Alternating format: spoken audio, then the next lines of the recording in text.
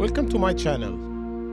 In this video today, we will fly from Vancouver, Canada to Seattle in the United States. Let's begin.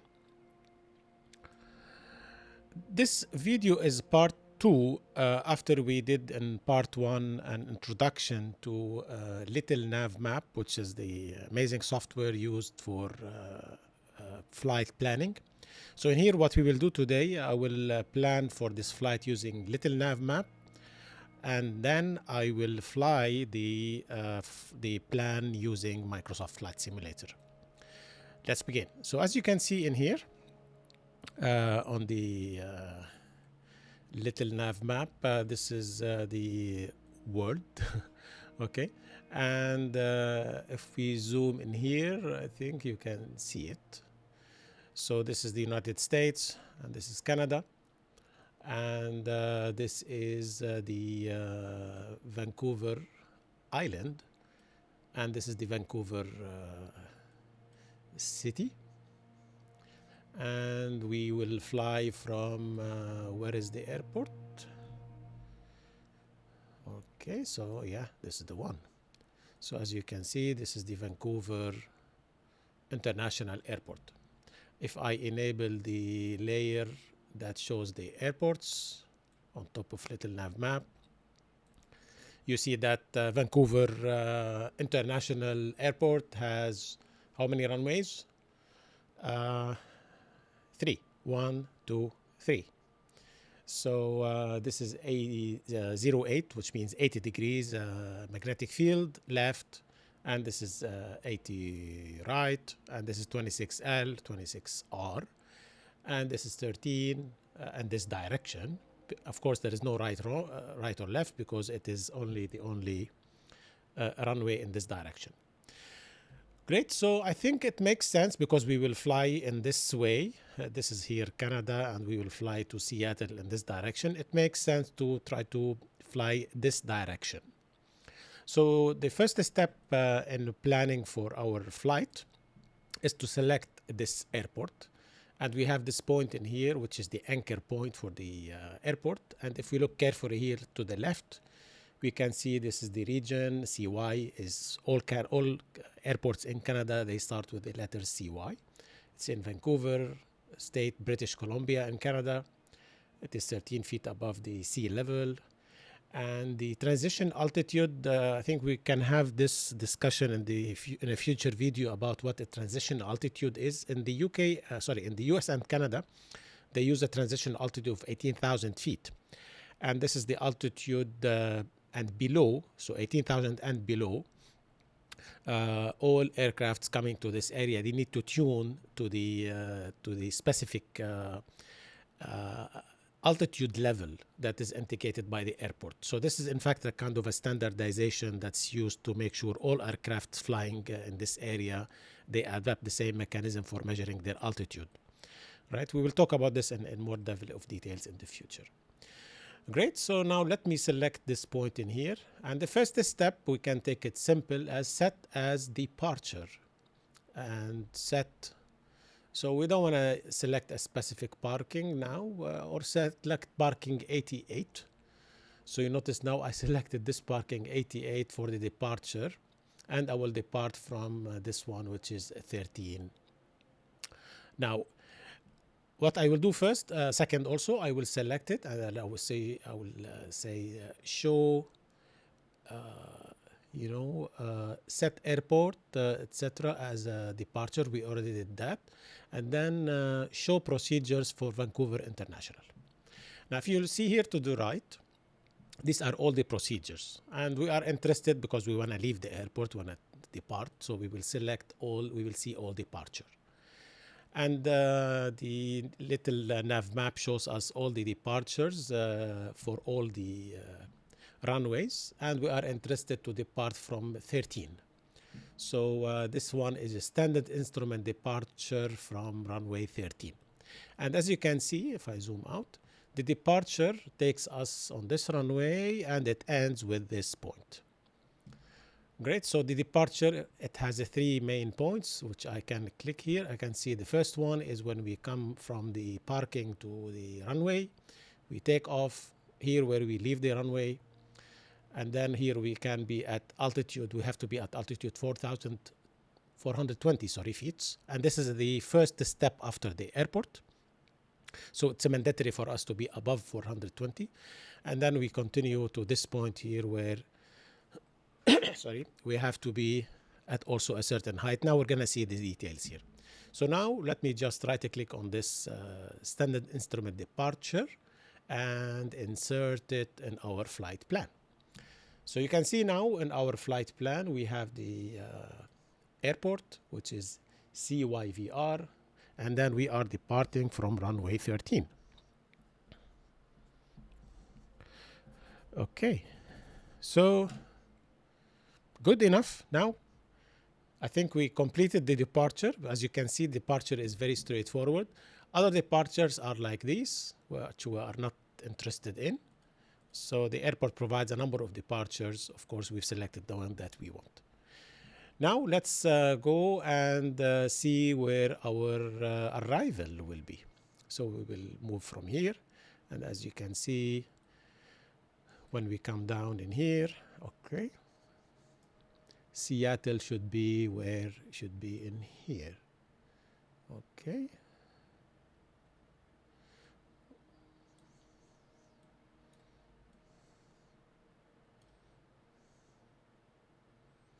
Okay, where is Seattle? Now this is an experience to come here and search.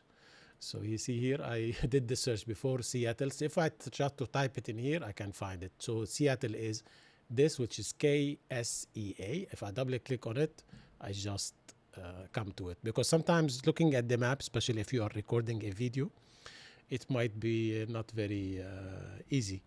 So, and then this is a button I will disable, which is to show me the standard flight. Anyway, I don't have an active flight, so it's not important. So anyway, now, again, as we mentioned, we will fly from Vancouver, and this is Seattle International.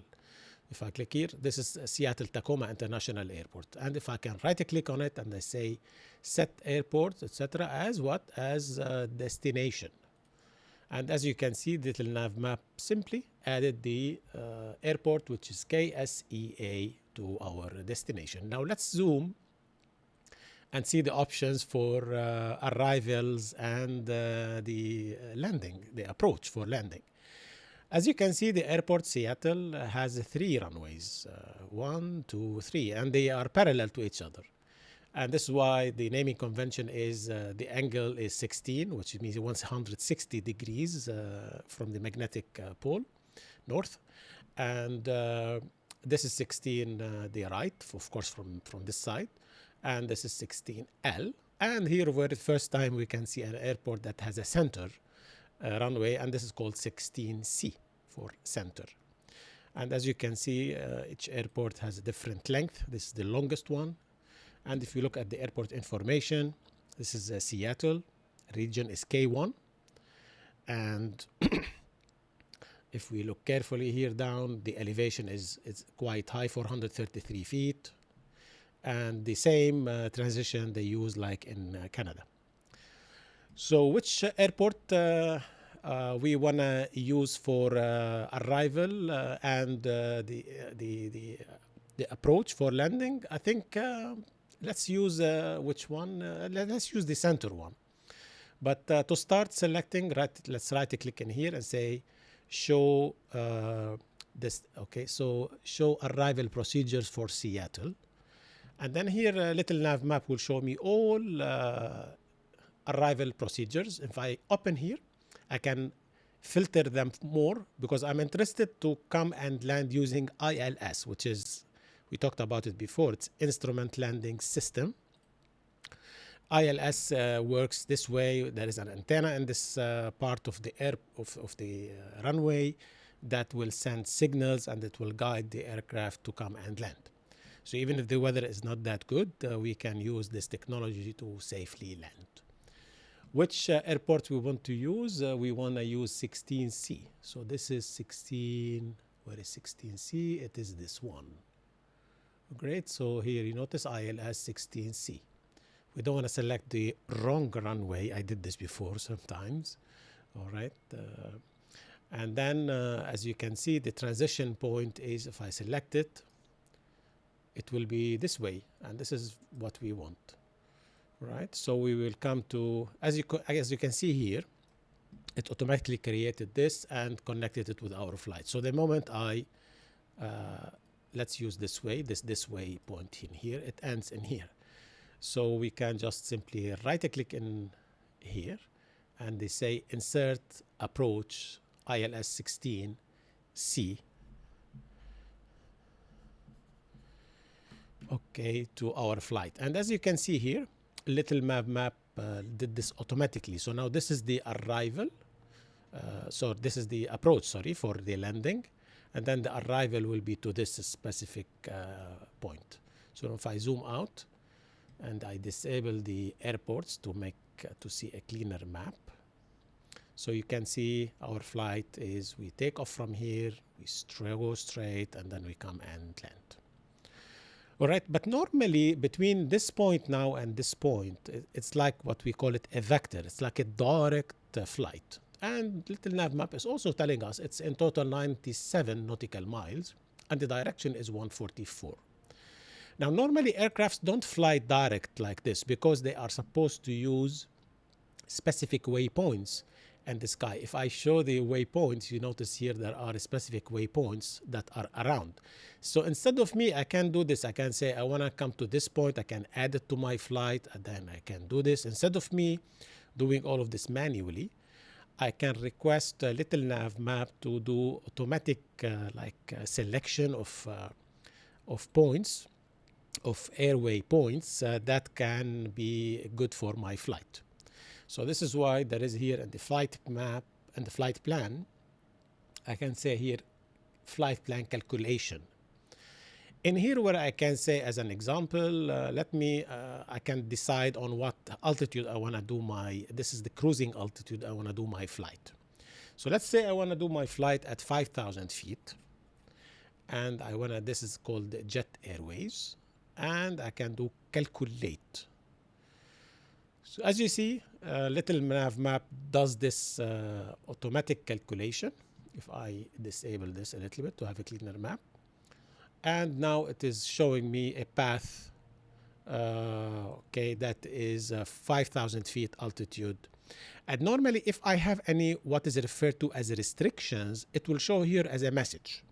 So if I take here and I scroll up, so this is my vertical plan, you might say. So there is some terrain here, but I'm perfectly fine when I fly here at 5,000 feet.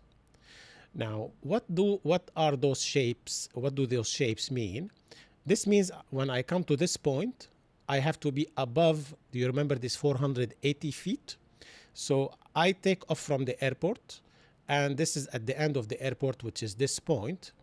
I have to be above, so this is the restrictions, above 480.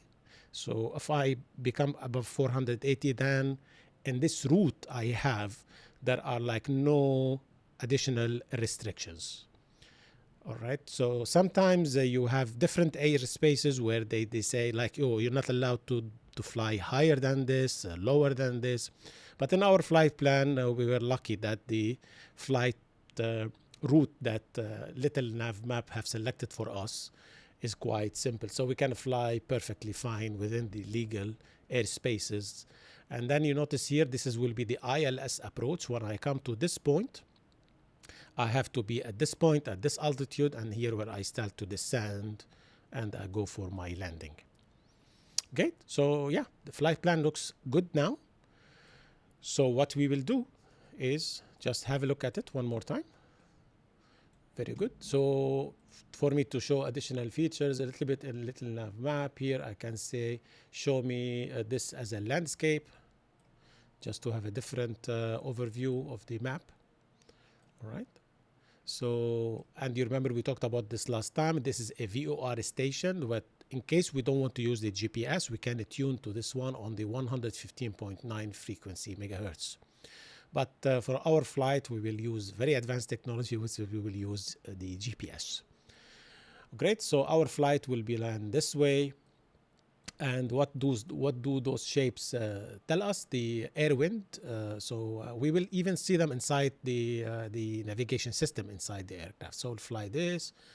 We will go this way, and then we will turn left a little bit. Each one of those here, we have its length, 34 nautical miles here, and the direction. But all of this will be based on the navigation system. Fine, perfect. So now let's do the following. Let's export this flight plan file, and then we export it for Microsoft Flight Simulator. And then we can select it to be IFR, etc. I already did this one before, so I will overwrite it, no problem. Good. Now we do something simple. We go to the Explorer, and we go to my downloads or desktop.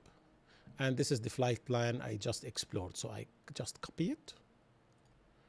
And then I go to my, where I have installed the GPS software. I'll explain this throughout the flight. So I will come here and this is, so I come here to 1 terabyte. So app data, local packages, Microsoft Flight Simulator, community, and then here where the navigation software is installed, and flight plan, and inside this will be the flight plan. Great. So if I come, this is an old one, I don't want it, I will delete it, and then I will paste this one here, and I call it FPL.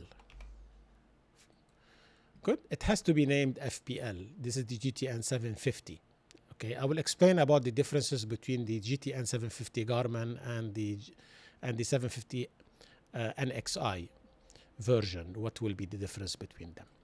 Good. So now our flight plan is ready. Now we can go to the simulator and start the preparation of the aircraft. Just import the flight plan automatically and fly the plan. Great. Now let's move here. So as you can see, this is Microsoft Flight Simulator, and this here I will show you how you can do this the entire thing. So I go to world map, and as you can see, sorry, have some coffee. You can put a pause, go grab some tea or coffee, and get ready for the flight. So let's do this flight using this beautiful aircraft. It is the Cessna 414 Chancellor, and I'm using this livery, which is it comes with the PMS50 GTN 750, the navigation system. So there are variations with different navigation systems I can select. So this is a beautiful one with a standard PMS 50. I will explain the differences between, there are two main versions of the navigation systems. There is actually 3 versions. I will explain the differences between them throughout the flight. Great, so I think the aircraft now is connected. Now, the only thing I need to do in here, just for the navigation to know where we want to start our flight. So I will select the runway in here, which is, there will be this one, Vancouver International. And you remember we said we want to select the, we can select any parking in here. We said we want to be at parking 13. And then we can first select the runway in here. It will be 13, you remember. So it will be 13 or this one, or 31. This is 13, yeah, to make sure there's no 31. So this is 13, okay. And here I can, let me just put the aircraft for simplicity in this spot, okay, which is gate 68. So select for departure. Good. Now we can come in here and do some additional options, which later on we can change inside the flight, but I think we can make them from here ready. Now we will have some live traffic, so if there is an aircraft in the air real time, we can see it. And the weather, let's have live weather. All right. And good. Now it will be 12:15 p.m. Now, which is good. So later on, don't worry, we can change the time and the weather inside the flight. Even when we are flying, we can change them completely. We can make them night or day, etc. Now we can just click on, I think, fly. And while the Microsoft Flight Simulator is loading, I will just explain what we will do now. I'll make sure the aircraft is completely in cold and dark stage. What does it mean, cold and dark? I'll increase the volume slightly. Yeah, so cold and dark, this means the aircraft is turned off, so no engine is running, and it's cold because if you warm it up and then turn it off, you can just, it has a slightly different variations when you wanna run it again, because it will be, the engine will be already warmed up. Yeah, so good. Now, so as you can see, it's raining. Where are we? We are in Vancouver International Airport.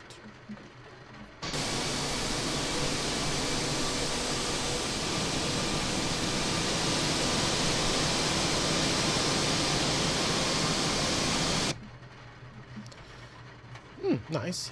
All right, so let's start. The aircraft is completely off. How to turn off this, how to start this machine. Now, there are procedures normally, checklists that pilots do normally. I will not go completely or formally as pilots do, but I will do the essential steps in here, right? Sorry. So, and of course, I will explain every step I make. So if I come here, you notice there are two reservoirs for gas, for fuel in the aircraft. One inside the left, wing, and one to the right. So normally in this type of aircraft, I can select the left engine to take fuel from the left one, and the right engine to take fuel from the right one. So as you can see here, set the left main for left and set the right main for right. Good. Nice. Now also I need to do something. I will come here, and this is to the planner. I need to put more gas. So there's now 27% gas, which is 106 liters in the left and 106 liters in the right. Let's, for the sake of simplicity, let's put like 50% plus fuel to make sure we have enough fuel to cover. And for the pilot, there is only 77 kilos. Let's put some passengers in here. You know, this is 70 kilos, and it's telling me payload maximum. Why? Yeah, because this is 700 kilo passenger. So one passenger in here, it will. Okay, so another 70 in here. And you notice how the aircraft is getting additional weight, and then 90 kilos in here, and passenger 8 is also 90 heavy guys, and maybe this is will be 100 and another person in here for maybe a child like 50. Of course 500 will fine. So now this is a good craft. The payload, as you can see, is 92%.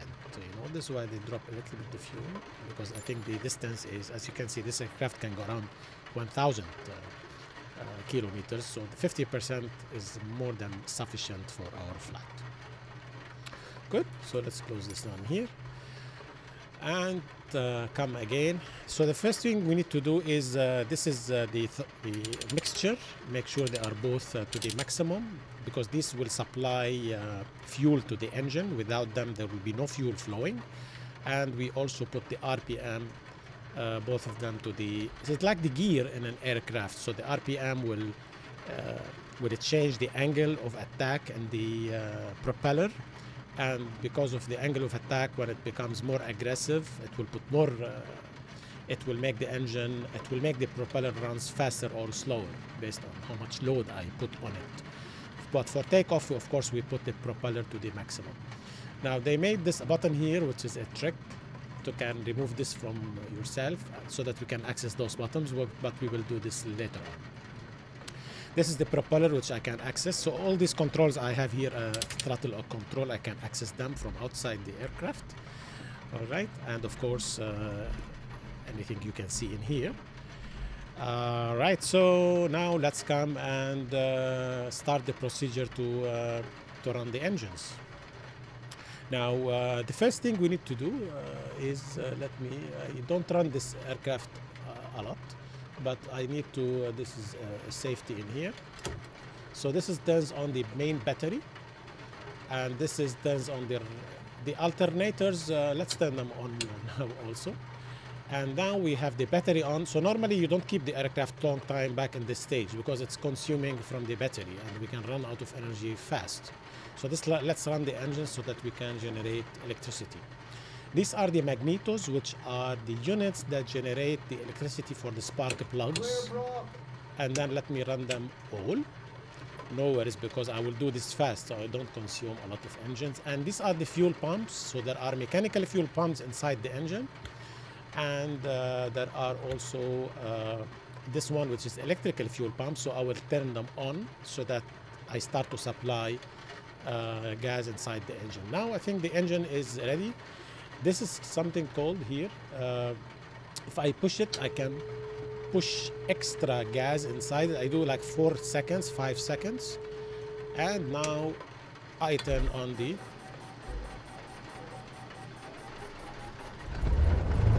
the engine is on. Normally before running the engine, you turn on some lights.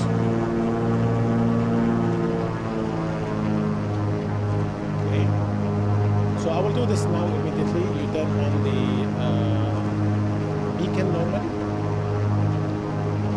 to make sure, like, if there is someone outside the aircraft, to know that this aircraft is gonna move. So no worries now. If you look carefully, so the right engine is on. Let's now turn on the left engine. Same. Now, perhaps.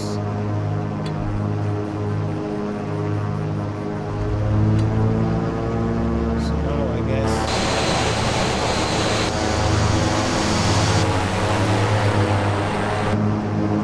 Normally before running the engines, you need to make sure the aircraft parking is already engaged. So I already saw it in here. Now let's lower the RPM slightly. And now the engines are running, and we can check here the temperature of the engine, of the oil, and I think they are starting to warm up.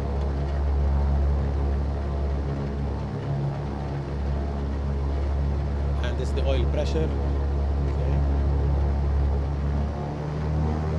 See, this started to increase, and this is already increasing. Now we can turn on the additional electronics, because we have those magnetos are the electrical generators. So we have 2 of them in each engine, and they are already on. This means they are generating current inside the aircraft.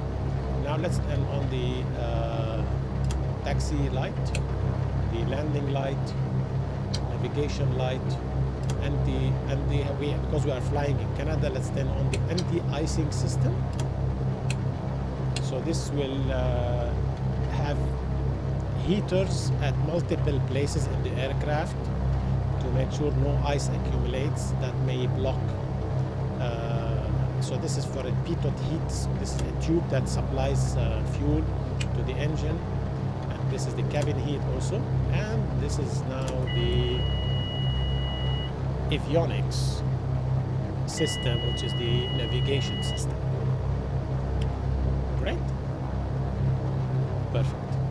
Now what we need to do is import our flight plan. flight plan, menu, import. You may take OK, so no problem, and everything should go well. Alright, and then we go back map. Okay, and then we see flight plan, and wow, I mean, this is all the plan we have done using Little Navmap. Amazing. Not only that, what's really beautiful about this is with all the restrictions. If I show you in here, so in here when we take off and then we come to this point, we are supposed to come to 5,000 feet. And then these are all the legs that we have until we come to our approach, which is to land in Seattle in the airport using ILS and the runway 16 center C. Good? Yeah. One important step now for preparation. Let's set the altitude to 5,000 so that we can just engage the autopilot and tell it to climb to 5,000 after takeoff. Okay, 5,000. Okay. Just lowering the volume slightly. All right. What else? Important step. Let's do something now because it might be slightly cloudy. Let's turn on the lights. We can adjust those inside the aircraft so we make sure we are perfectly fine. So yeah, let's make it this way. This one is, and this one is, yeah, this is enough. And yeah, this one is good. This way. Not too much light, not too little light. So yeah, nice. Okay, now we look at the trim, at the elevation trim, so it's centered. Okay, this is good. We don't need this iPad for planning, we did all the planning ourselves. Right, now this is all set. Perfect. I think we are ready to take off. Good. Now you see there is a truck here, so we will go left and try to take this way. And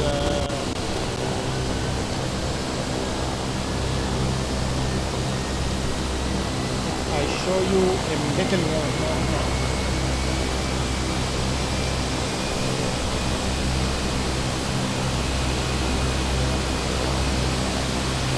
This, you can see the aircraft position inside. So we are in here. We turn, come back, and go here, and take off from this runway. Okay. So this will guide us to the right.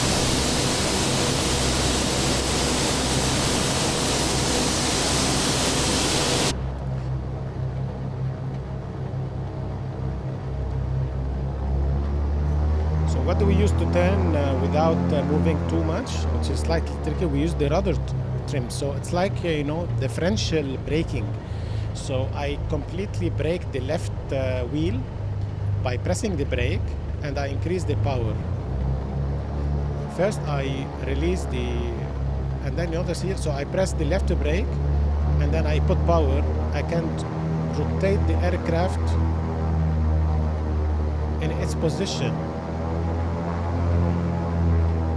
Because if I let and I even turn on the left wheel, because it's very dangerous in here, I'm very close to other aircrafts and other objects. And there are people outside, but I will not worry about them. I think they will move.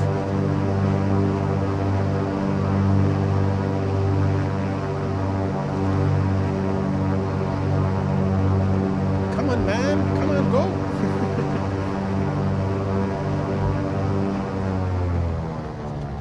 So, okay, good.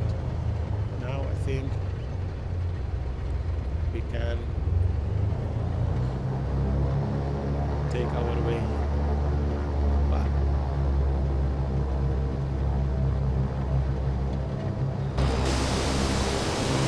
Yeah, the weather is not good at all. I think now, hopefully, when we take off, the weather will improve.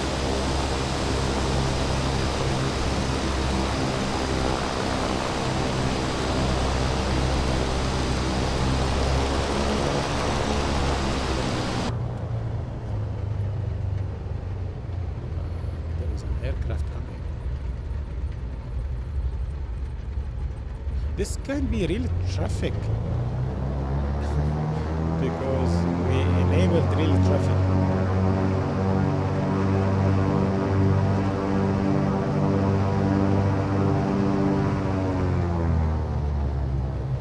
Now there is a regulation in here what's supposed to happen.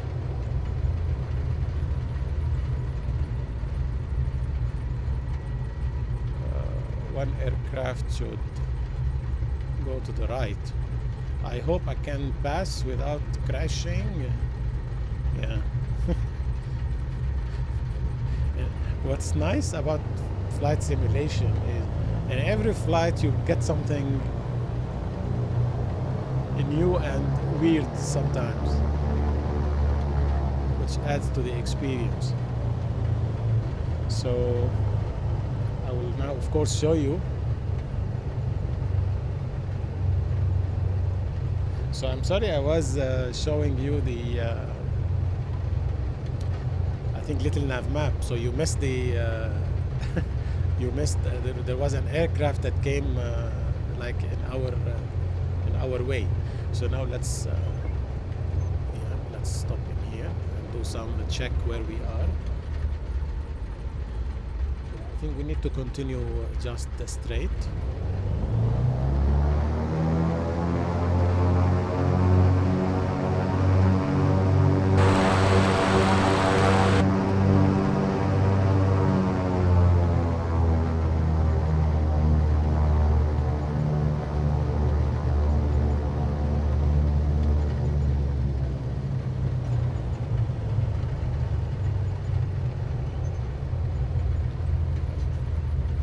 This will take us to the runway.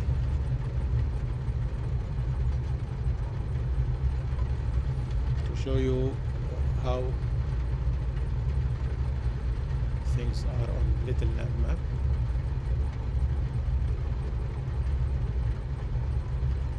Now, before I cross this point, I will show you something here.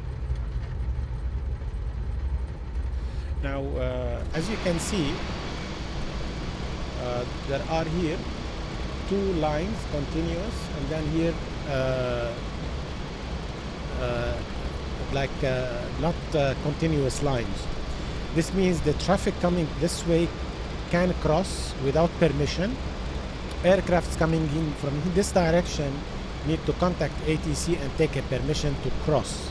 Why? Because after this point we just joined the runway, and this is very dangerous. So this is why you don't just go to the runway without permission from ATC. They need to make sure the runway is available for you. Once you cross, you need to take off and leave the airport.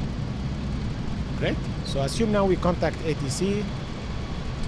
Normally they do a cross check at this time to make sure everything is okay. I will put one level flap down. Okay.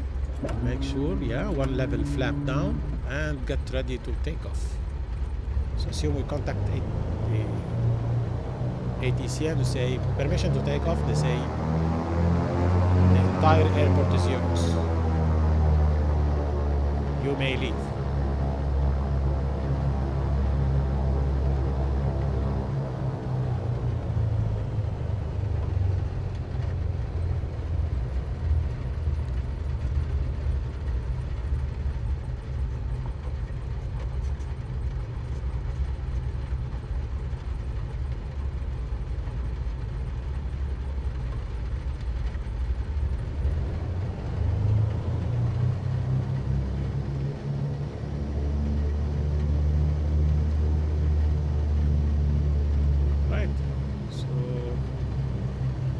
All set. There is a speed called V1 and another speed called V2. V1 is the speed which is after V1 you should take off. And if you get any problem before you achieving V1, there is a lot of wind.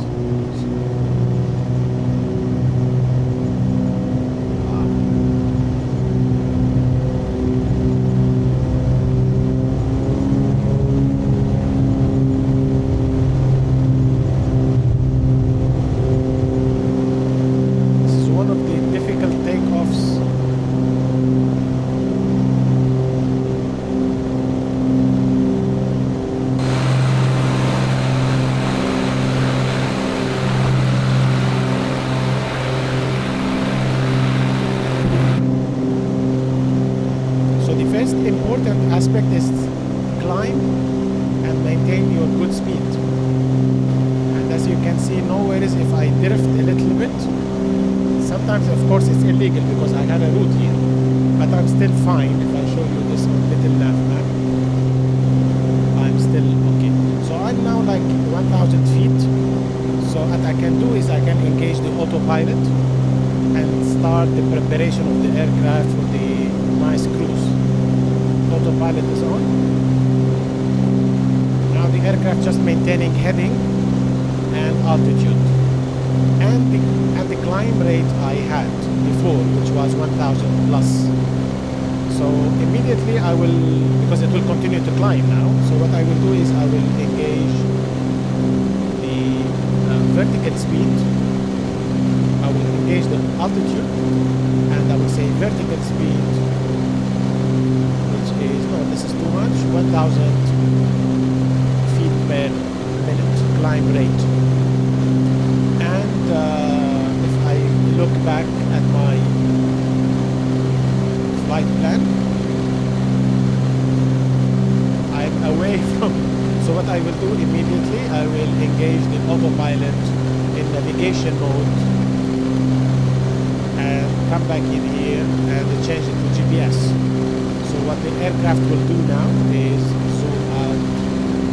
You notice it will come back, and so this is normally not allowed because this is very strict in here. You have to follow this. You cannot just take off and leave the airport in a random direction. But normally recording and flying does not work together. So now this is fine.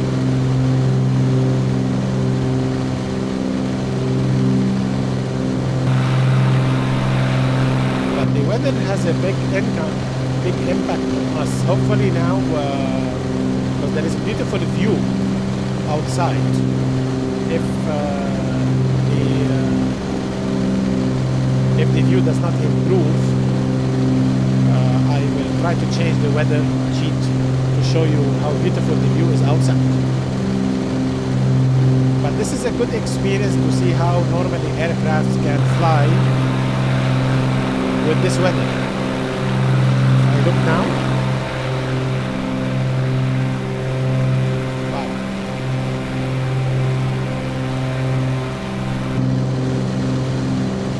Okay, so now let's stabilize the flight. First thing we need to do is the engine, you cannot continue to run it this way. I lower the throttle and I lower the RPM to 2,500, which is a count of the cruising RPM.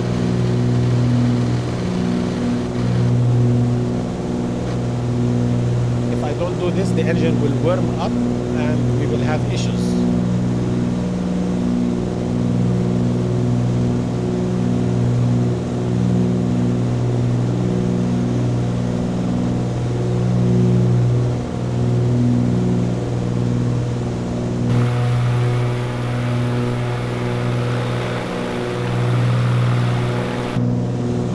Where are we on the map?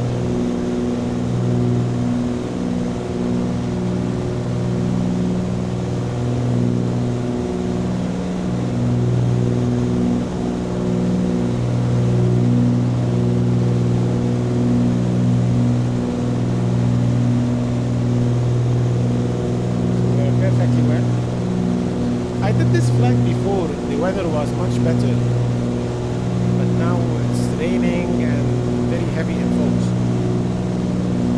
But this is good to see some some elements of the technology related to weather. If I go back and I go to weather radar activated, you can see, so most aircrafts that they need to fly and they are equipped for weather, they have something called weather radar. So it's a radar installed at the nose of the aircraft, and it transmits a signal and it measures its reflection, like how radars work. And based on this, they know the density of the fogs, and because of the density, they know likely if there will be thunder inside them, or they are heavy or light. So if you can see the scale, we are talking here about yellow, which means it's not very heavy, but if it goes one level higher, we may come to become heavy. But what is good is that we are seeing more of a green, which is very light type of clouds. So what we can do, perhaps come here, weather, and because weather is key in here, we can see the weather radar on this navigation system and focus here on our route. So as you can see now, we are flying 5,000 feet, heading 139, and we are on our way.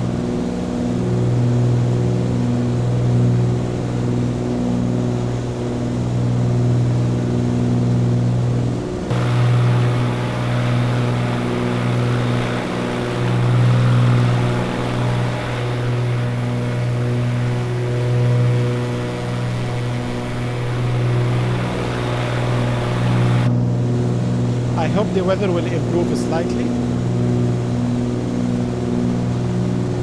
so that we can enjoy looking outside. I'm sure it will be. Why? Because we are now in Canada crossing to the US, and once we fly from the direction of the pole, the weather will improve.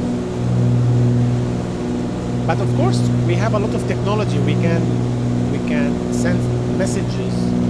So you see here, it stayed to be yellow all the way, which is fine.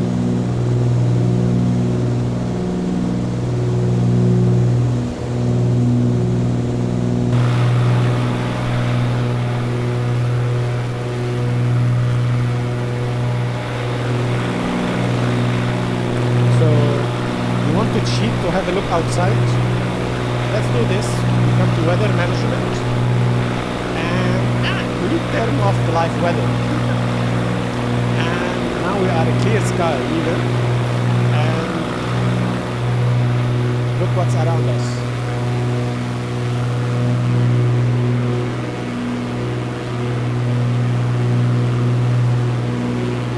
So I will stay like this for like 10 minutes. Then shift back the weather to the live weather, especially now when we come over those islands. I think it would be nice to enjoy the view from up.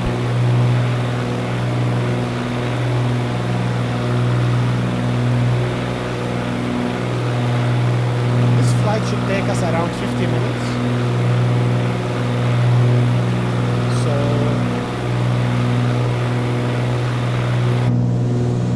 Flying, as you can see, our speed is around 185 nautical miles. Now let me show you a little bit of Little Navmap. So you can see here, even I can see the simulator aircraft. It's telling me, so it reads data from the aircraft. I have fuel 92 gallons.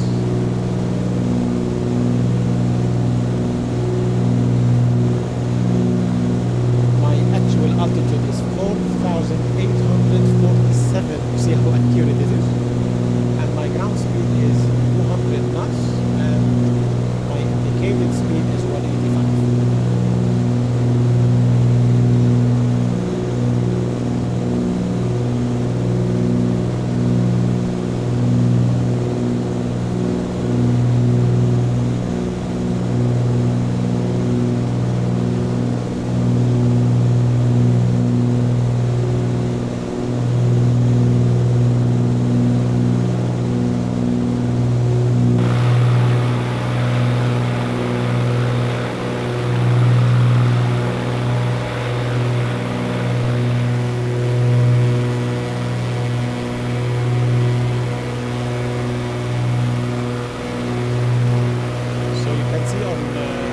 Little Navmap, we are going to fly this, and then we will come this way, and finally this will be Seattle area, and we will use ILS to land.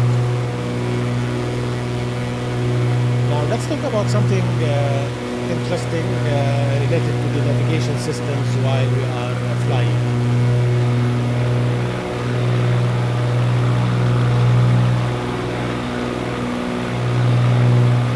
First, I record those videos using 4K 60 frames per second high dynamic range.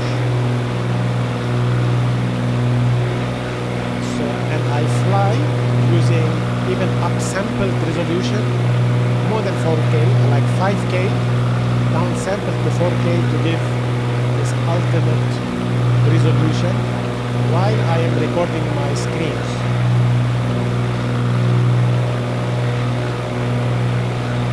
This requires some tricks on how to use a PC to its limits.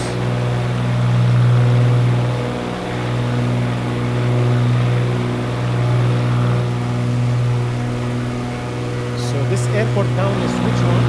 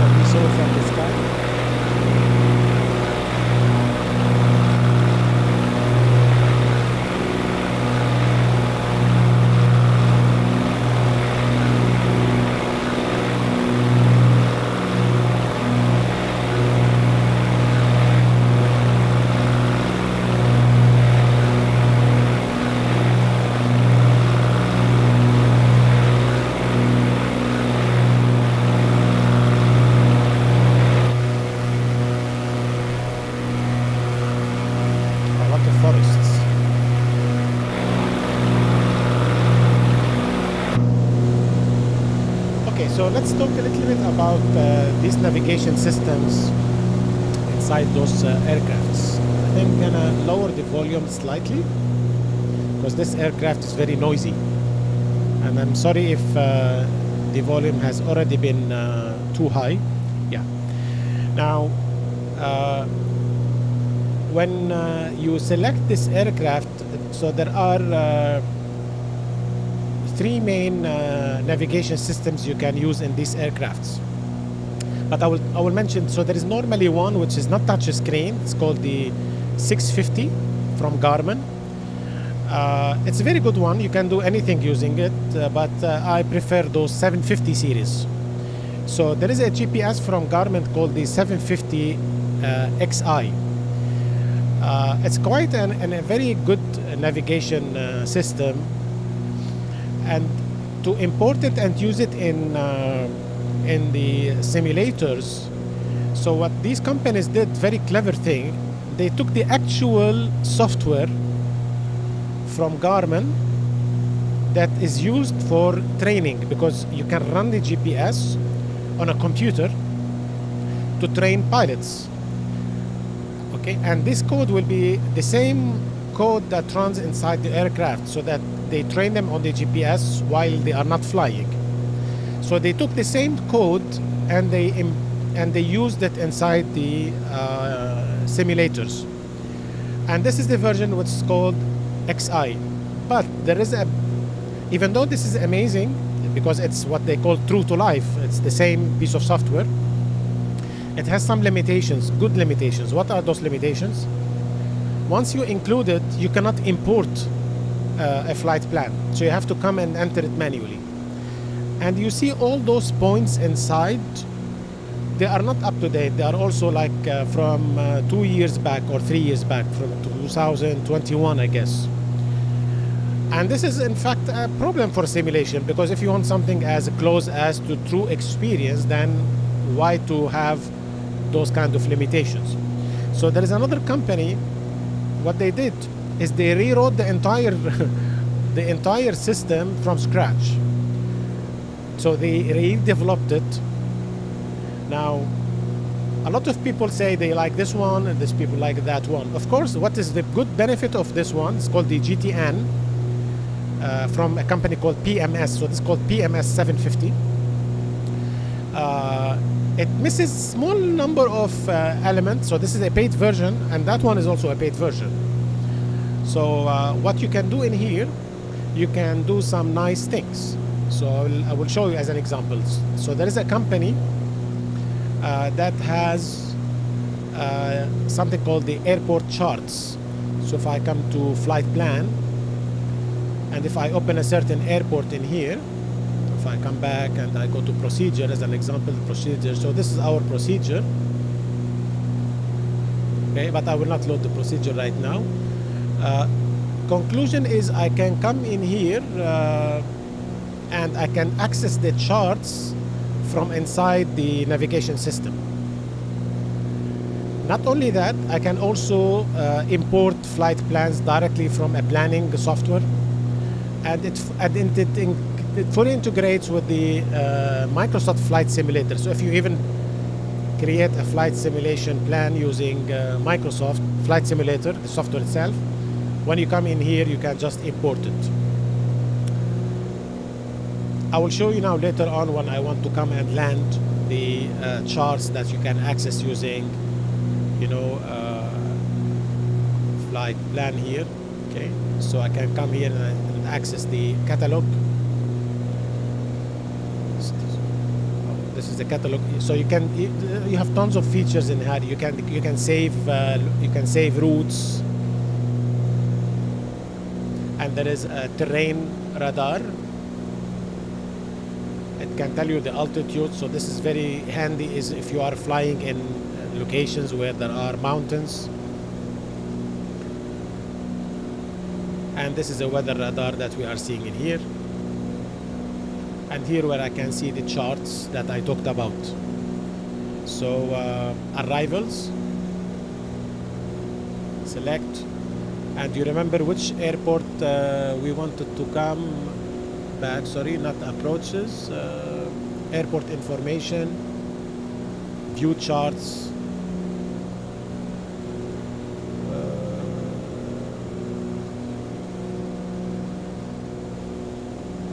approaches, select, and we are coming to 16C, right? ILS 16C, this one, right? And finally, okay, and then we can zoom in. So this is the full screen, and this is the Seattle airport chart for landing using 16 center ILS. And as you can see, we need to tune to the frequency for ILS 111.7, and because we already have the flight plan loaded, it already tuned to the same frequency. Now when we come to land, we are supposed to catch the signal automatically, which is the ILS signal. Good. Now let's see where we are. and try to look outside and enjoy the view before we go back to live weather. Okay, shall we switch to live weather? And 1, 2, 3. So this is the live weather. We are inside. Oh, whoa! What the heck? Now, it's a huge amount of turbulence. Now, sometimes when you, it's not recommended, because when you switch the autopilot, don't forget, is flying the aircraft, it will have a big shock, and it might sometimes not being able to control the aircraft, and then we crash. Yeah? So let's look outside. So the weather, the real weather didn't get better at all.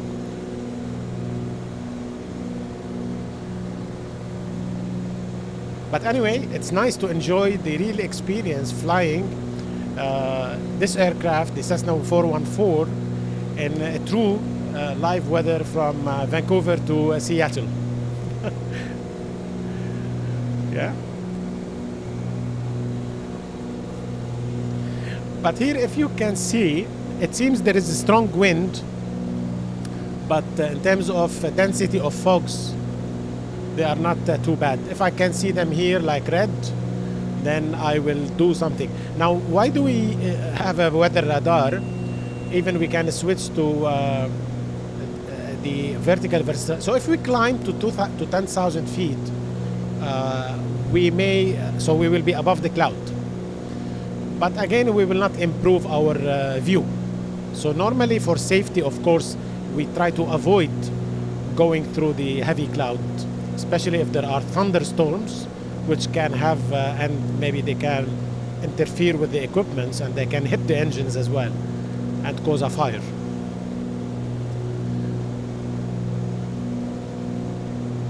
So yeah, it seems things are getting better. Let's look down. Still, you cannot see.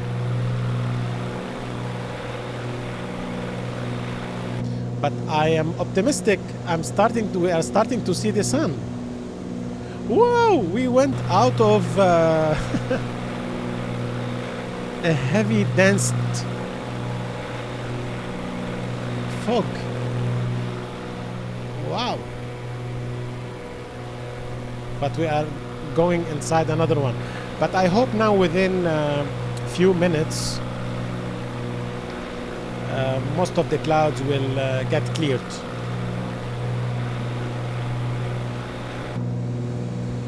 Yeah, but we are having...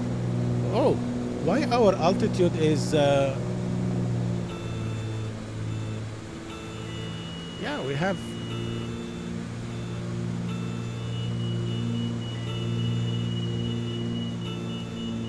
We have an emergency. Now nose down, because we need to go in speed. Let's see if we are going to have another.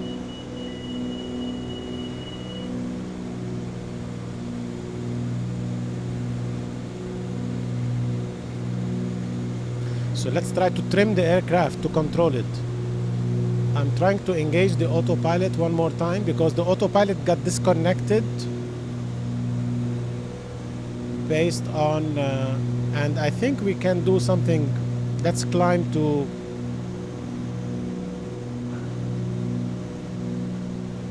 10,000 feet immediately. Vertical speed, altitude. Yeah, things deteriorated a lot.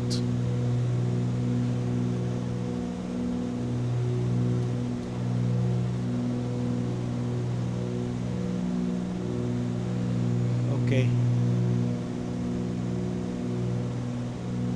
So you noticed what happened? The autopilot got disconnected, and immediately the aircraft was going nose down, and we were over speeding. And this is, if we stayed like this for 2 more seconds, could have teared a wing and crashed.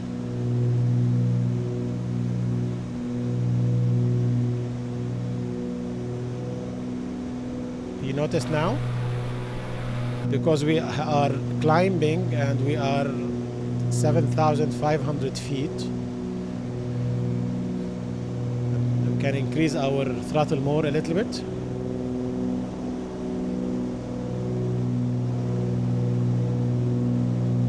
Yeah, there is rain as well.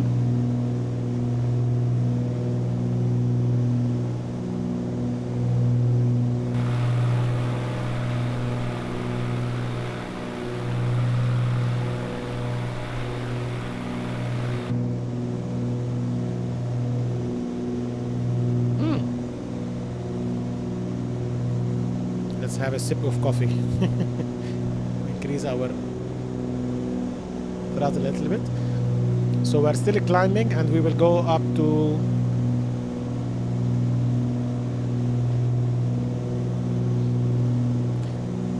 9,400 feet. But if you look at, yeah, normally this beep comes 1,000 feet before the set altitude. Okay, now, yeah, so we can continue our cruise, and then when we come this area, we start to descend again.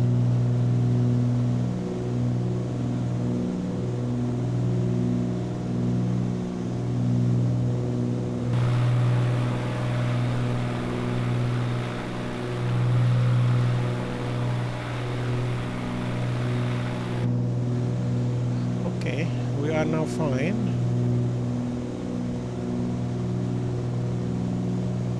So as you can see, the weather radar is not showing things immediately, but there are things in here. So normally, to avoid the clouds also, you turn, like you change your direction.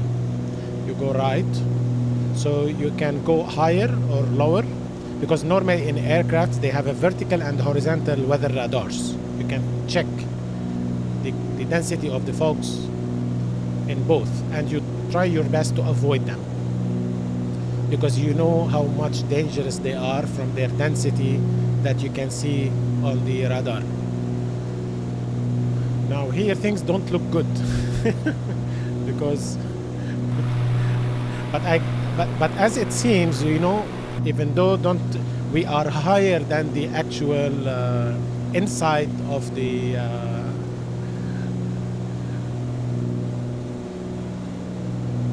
and hopefully now when we turn right, things will get better.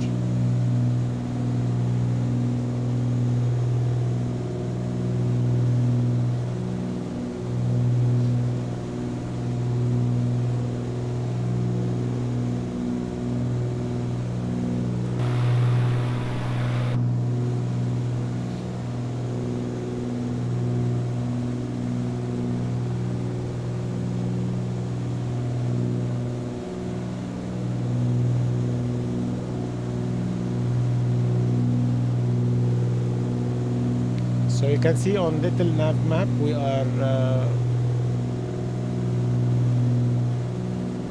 still fine.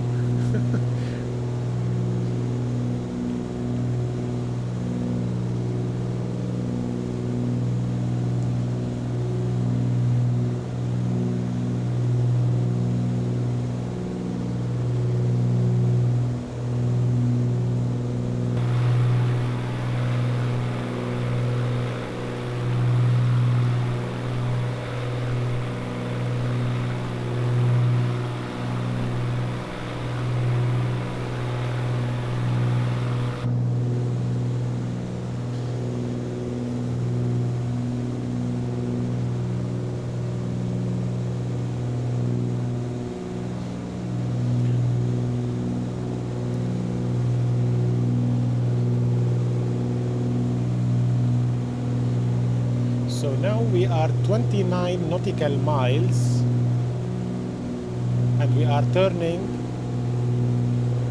in here. If I go back to the flight plan,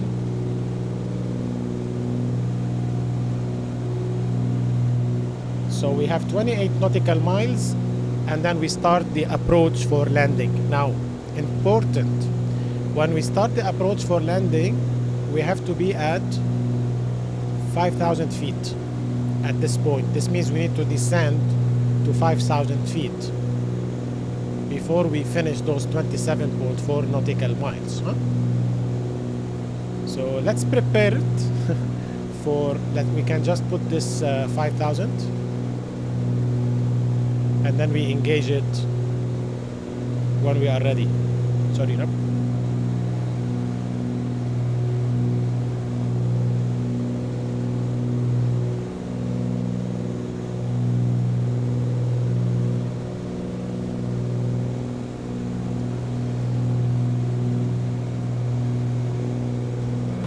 It could be now, I think the weather is not, it could be if we descend, we may have a better weather, hopefully.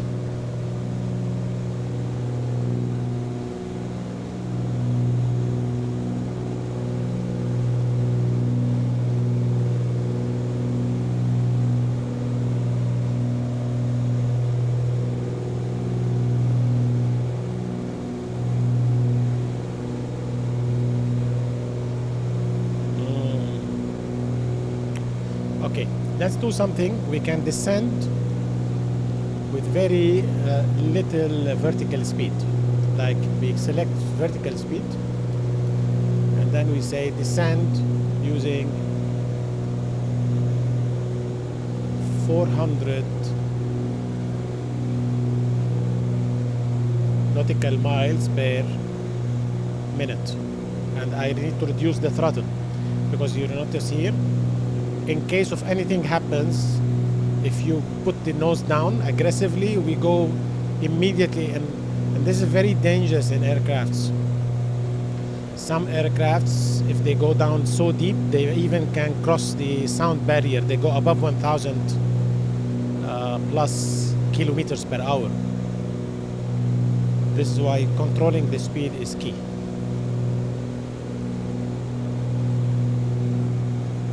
So now we are descending. Still the weather is not very good. Wow. Yeah, it looks beautiful. So we are still above the clouds now, and we need to cross the clouds.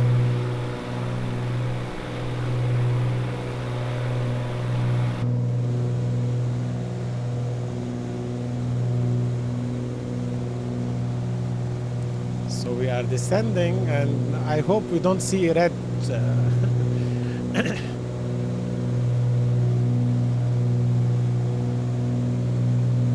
So I hope we will arrive safe. Let's manage it well. Let's put safety first.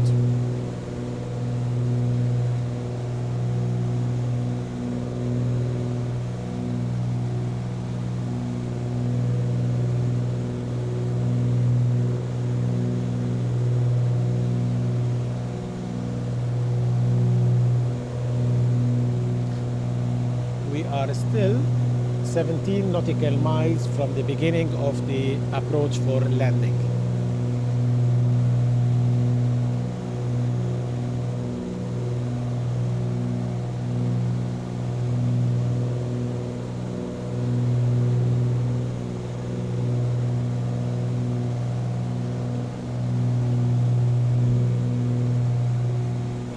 And now we are in the middle of the fogs. And because we are in the middle of the fogs, let's try to descend slightly faster. We can increase our, in fact, like increasing the rate of downward descent. And we lower the throttle a little bit. Yeah. So now this is the dangerous zone.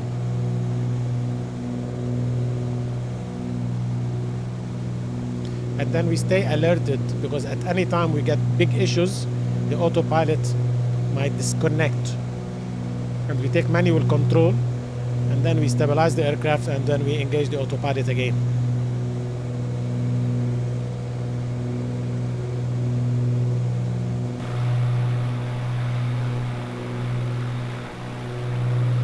Now, I wanted to see something interesting. Look how the strong wind is deviating the aircraft from its route on the Little Navmap. So you see we are slightly deviated to the left.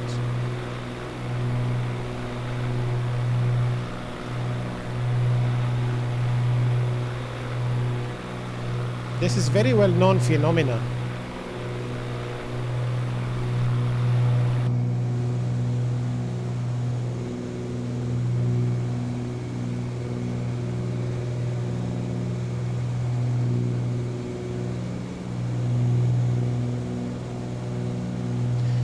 Something you notice here, we are capturing the signal for the ILS.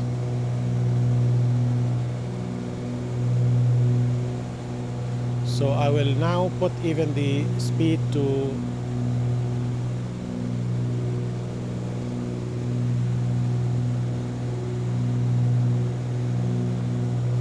4,000.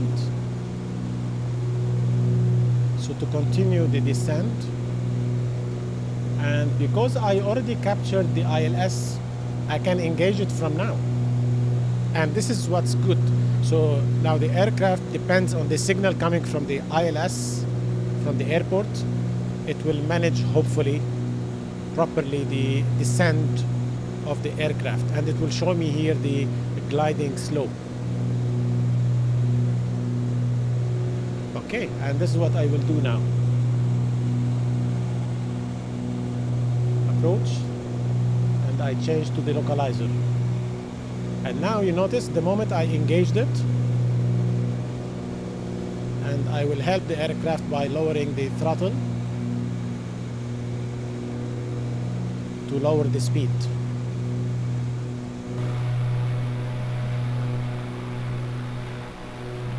Yeah, this will be a difficult landing. Can we see the airport?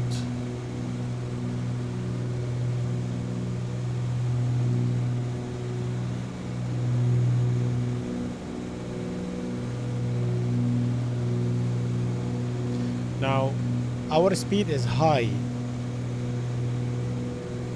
and I need to reduce the speed more.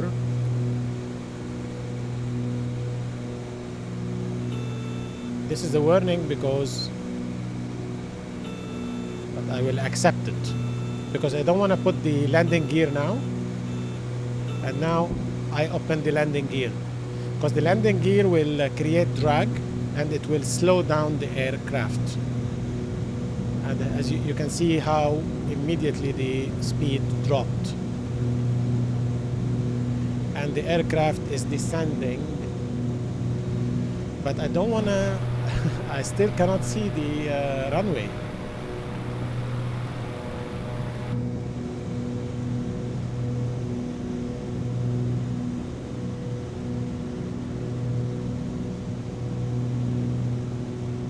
I'll put flap down one level, which will reduce our speed further. But there is a small issue in here.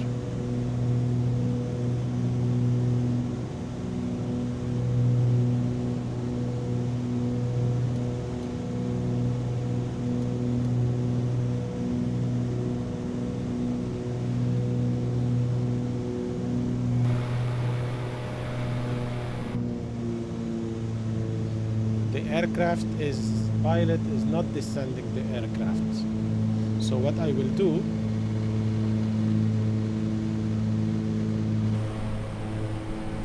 you can see below,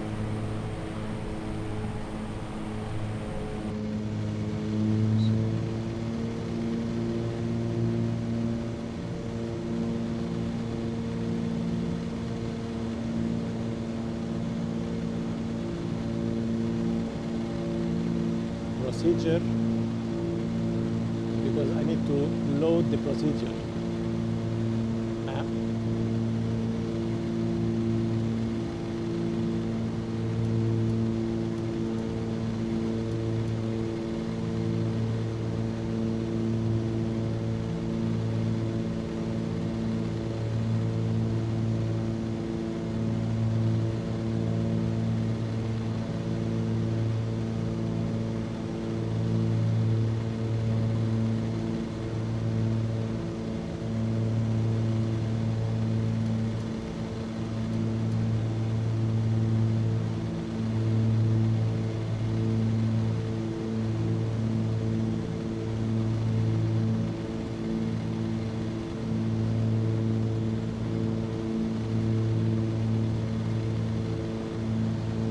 I reactivated the landing.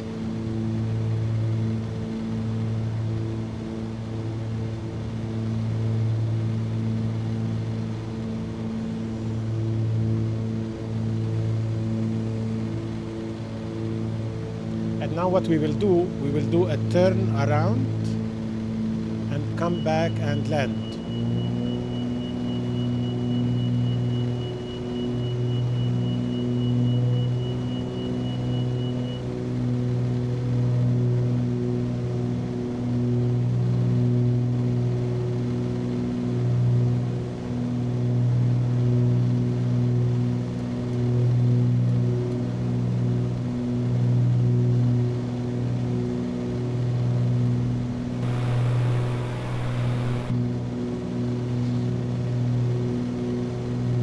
So now we are supposed, let's see if it will work. We will need to go this point, make a U-turn and come back and land.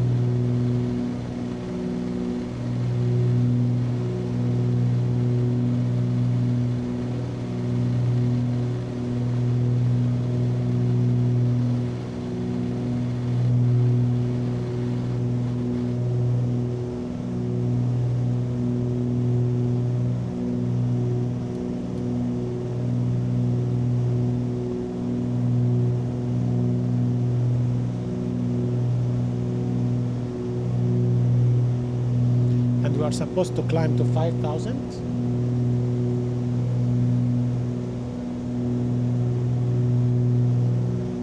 No.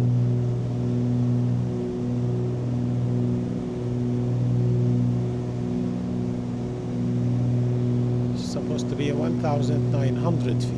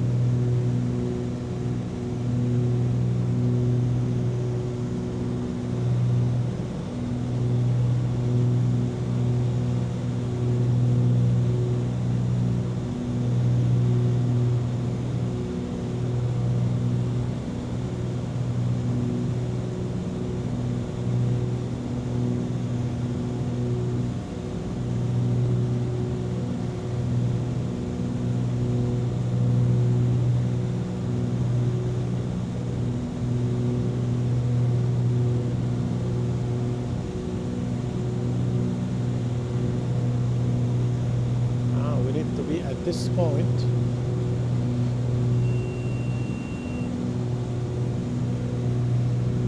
so it's repeating the entire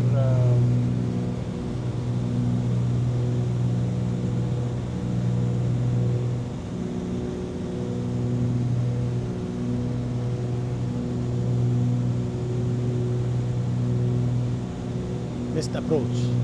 So we are gonna come here and make the U-turn.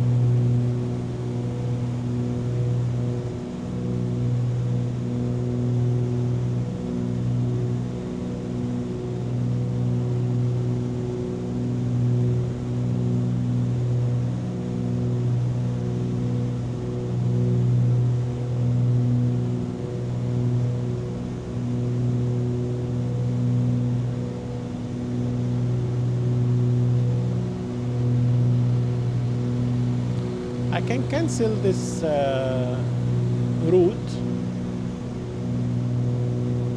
if I want and turn manually.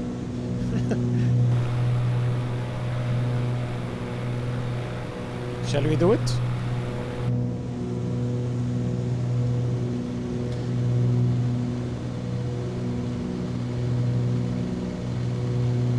I can put the direction on 16.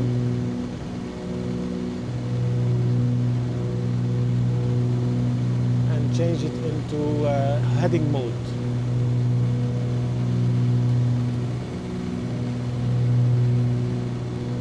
And now you notice the aircraft is trying to rotate with this heavy rain. Let's reduce the drag.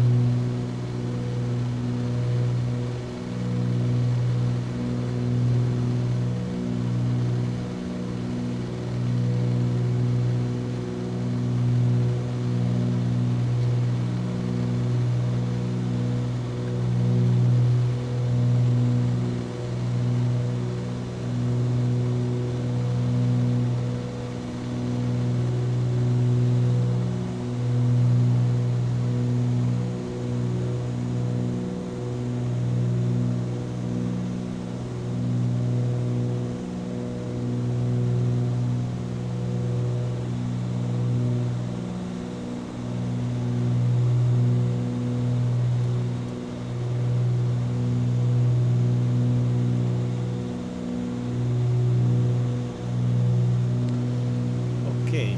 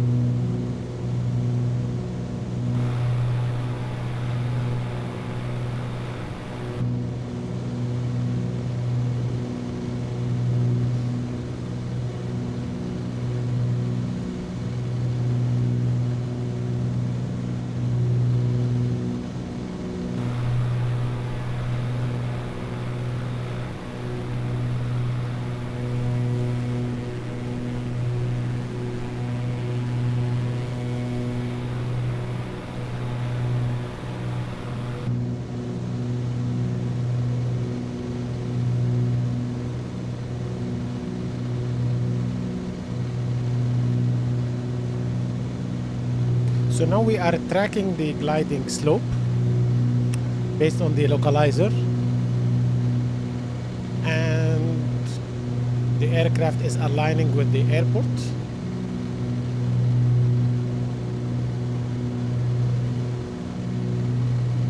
And soon, after 5.4 nautical miles, we are supposed to start descending, because if you look in here, we are lower than the gliding slope, so the aircraft will not descend until this one comes here. And the aircraft autopilot will try to align this completely so that this line will come to the center. But of course the wind is working against that, but not an issue, because once I am over the runway, I can take manual control of the aircraft and do the manual adjustments to do the final corrections.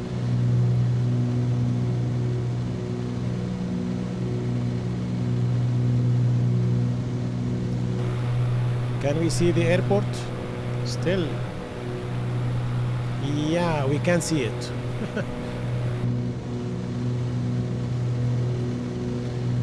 And I want to see the aircraft starting to glide.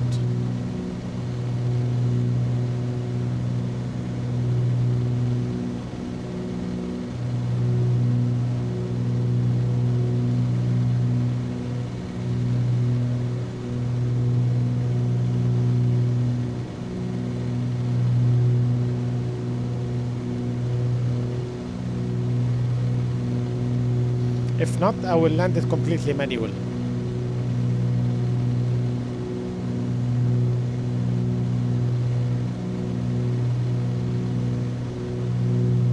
No, it's working.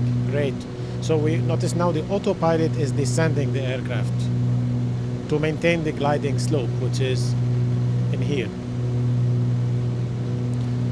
And the actual perfect angle of descent is 600 feet per minute, 3 degrees. And if I check here, it's a lot. This is one of the most difficult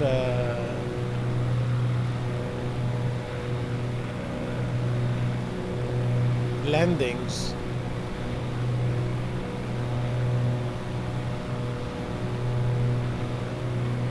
This is another airport here. Very strange.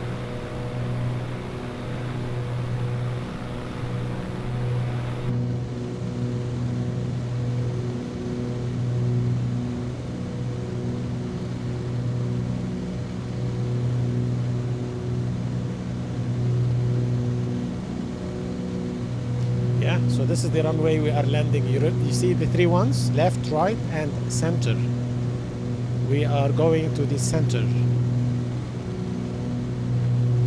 So let's do some cross check.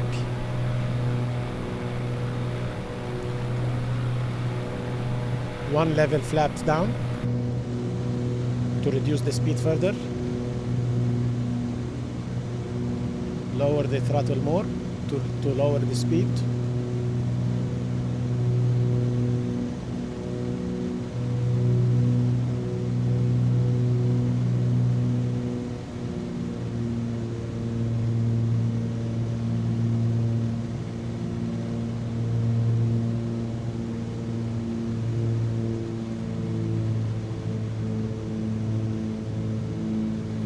Don't know how I will land with this wind.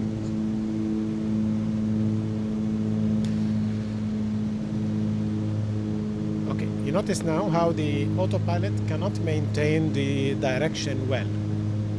So we are drifted to the left. So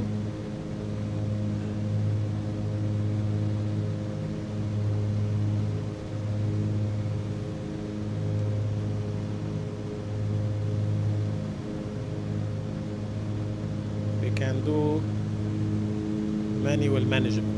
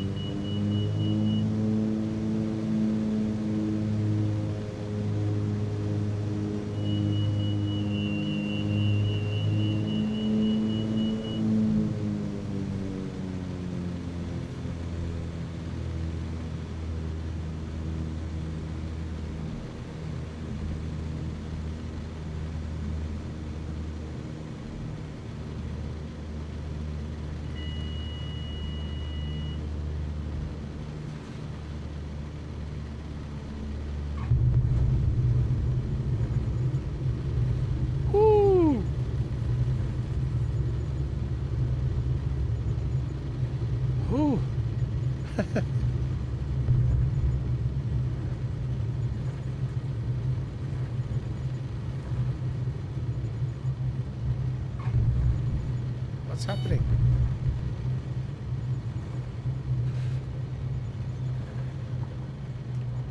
You see, the air was still in full. So normally you leave the aircraft to stop by itself, but even during that time, the air was strong enough.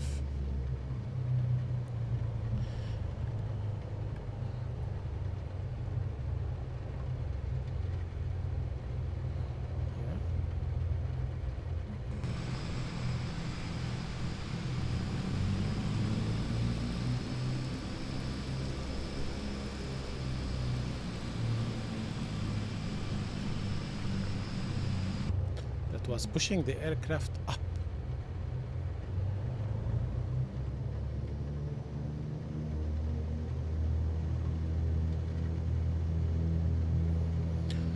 Welcome safe to Seattle International Airport. We apologize for the delay caused by the bad weather, but at least you're supposed to be happy because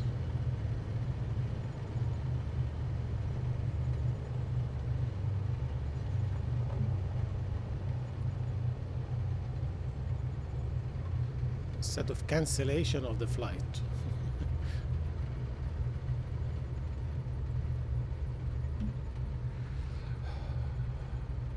Yeah, I think we are gonna park in here.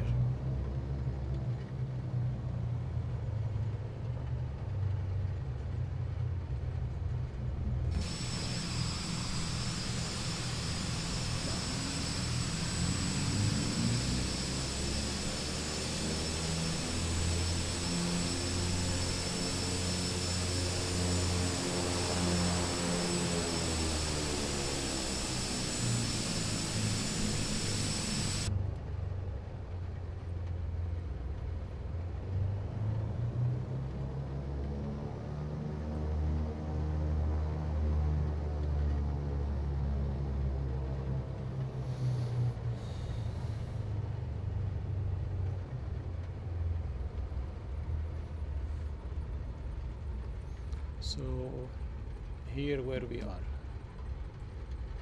and if we zoom out, we made it from Vancouver to Seattle.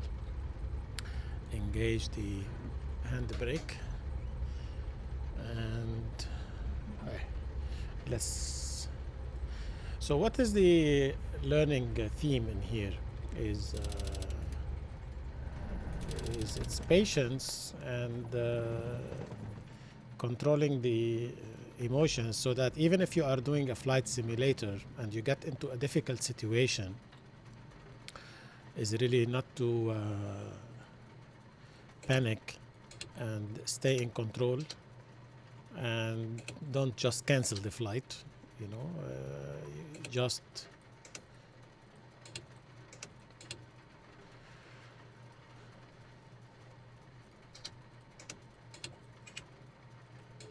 so this, and then the battery, the last one.